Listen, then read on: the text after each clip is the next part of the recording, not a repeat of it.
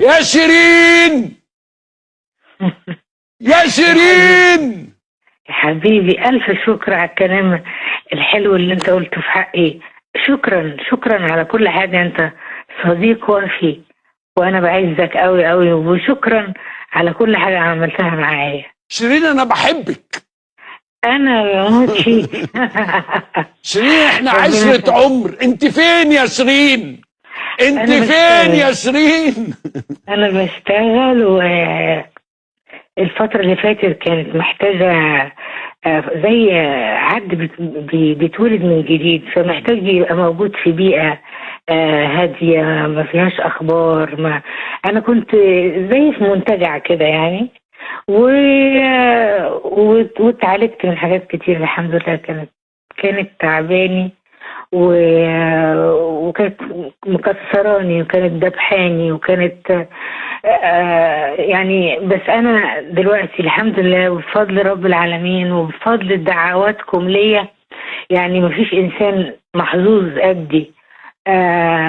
كل واحد يتكلم على قده. أنا عندي جمهور ربنا يخليه ليا بيدعي لي كأني واحدة من بناتهم، من أسرة، يعني من دمهم. بيدعوا لي كأني من دمهم، وأنا بقول لهم أنتوا دمي، أنتوا روحي، أنتوا كل حاجة حلوة بتوقفني على رجلي بعد سبحان الله تعالى.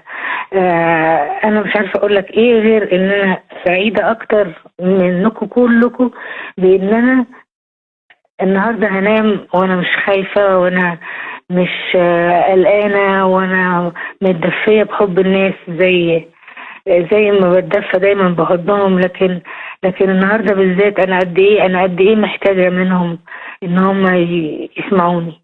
أنت في حضن مصر يا شيرين، أنت في حضن الناس، أنت في حضن جمهورك، أنت يعني الناس بتحبك وبتستناكي. رجعت إزاي يا شيرين؟ يعني مين أقنعك؟ مين كلمك؟ الفنانين اللي اشتغلوا معاكي أكيد في شيرين كانت محتاجة. هقول لك باختصار شديد. قولي لي إيه اللي رجعني. أنت شفت المشهد العالمي اللي في فيلم تايتانيك لما حد بيحط حد على لوح خشب كده؟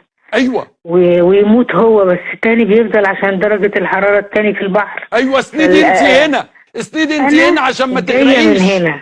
انا جاية من هنا، ومسكت الصفارة وناديت على القارب اللي هيجي تاني عشان ياخدني، عشان اقول له ان انا لسه ما متش، وان انا لسه عايزة اعيش، وان انا لسه عايزة انجح. ده بالظبط ده الترجمة الحقيقية للي انا جاية منه. جاية من كل كلام لذيذ حلو في سبورت ليا، لكن في بس مش دلوقتي، بس استني لما مش عارف ايه، بس لسه مش دلوقتي، انت مش جاهزة، بس مش عارف ايه. لما لقيت الدنيا كلها خايفين عليا وفي نفس الوقت بيقولوا لي مش دلوقتي، انا عنيدة جدا. ايوه انا عنيدة جدا. عارف. لا دلوقتي وزي ما انا هطلع، زي ما انا ما فيش حاجه يعني تعبني كشكل، مثلا ان انا ممكن اكون زدت شويه الكلام الفاضي ده.